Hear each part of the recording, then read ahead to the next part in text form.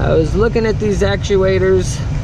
This one right here adjusts from low heat through here, up through this panel here, up into the upper heat that goes out the top and the back end of the truck, or the back end of the GMC Yukon.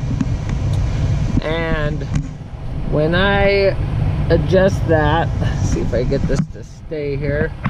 When I adjust that from each point, the high point to the low point, push that button, and as you can see, those notches on there moving, and that is moving, and now it's coming out the lower part here. You can hear the air coming out of there maybe. And then from there, I push it, and then it adjusts. Let's see. And then it adjusted to high and low again. Push it, and now it's just up high. And then push it again, and did it do anything? Maybe I pushed the wrong button. Let's see. And I'm pushing the button, and there it goes. So far that one works good. You can see that the actuator is moving the door in there to control the air from top to bottom and in the middle. So that one's working fine. When I move on over to this actuator here that controls hot and cold, on this one we're getting no movement whatsoever. I can't exactly reach the button from here, but I tested it earlier. Okay, let me see if I can reach it with this. Here it goes. I am now turning it to hot. And that is not moving at all. So mine is stuck in the cold position. All right, now I'm back. So I'm gonna turn this, I turned it off so it's not running. I'm gonna grab this right here. There's a little piece right here that you push down, a little black piece, which releases this cord as you pull back on it. And then there's 3 7mm bolts here. You can use a screwdriver. On mine it's 7mm. So I'm going in. I'll loosen these. Try not to lose anything, and hopefully I don't break anything else. As I have done in the past.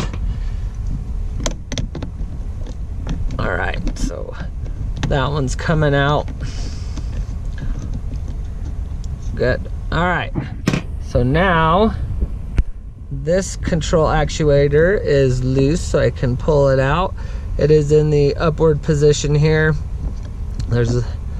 And that lines up. You can see how it has flat ends and round ends. Same thing here on. This is the control door for hot and cold. So I was only getting cold out. My control door is there. When I move this, you can hear the flap door in there, or the control door that is moving it over the heater coil or blocking it for the heat and cold. There's nothing broken in there. So when I go over here and I turn the unit back on and I turn the heat up, nothing happens. But as I grab this and move it that direction, sure enough, my heater is blowing hot air. So from there, Most people were having problems with this. I may open this up to see if there's anything wrong with any of the gears in here. Otherwise, I'll check the numbers to see what numbers people are having problems with, and maybe replace this control unit for the actuators. Okay, so as you saw, this blend door actuator works, and this blend door actuator is not being controlled, so I don't know if it's the actuator itself or the control module that controls the actuators. This blend door, I checked it, and it moves back and forth. Once I moved it to this position here, it did give me heat. But you're gonna have the hottest heat that it gives if you lock it in there, because the blend door can't actually blend and adjust the temperature. But in the winter time, hot's better than not, I guess, unless you like the cold. What I am gonna be doing is I just found an old wire that I had laying around, and I'm gonna use this as a jumper wire to create a connection between the white and black wire here and the gray wire there. So I'm just gonna take the two metal points, I'm gonna put one into the white wire contact, make sure it connects to the metal, and then the other one I will put into the gray wire contact on this here. And mine's stuck on cold right now, so white and black to gray should turn it to the hot side.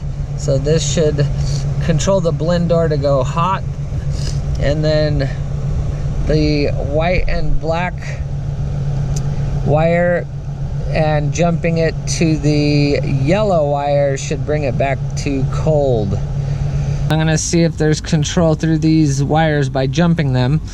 So right now I believe I am on cold, so I'm gonna jump the white and black wire into the gray wire, and as you can see, it is moving. So the actuator is actually turning. Let me see if hopefully you could see that. And then I'm gonna jump the white and black wire into the yellow, and there it goes again, and it is turning.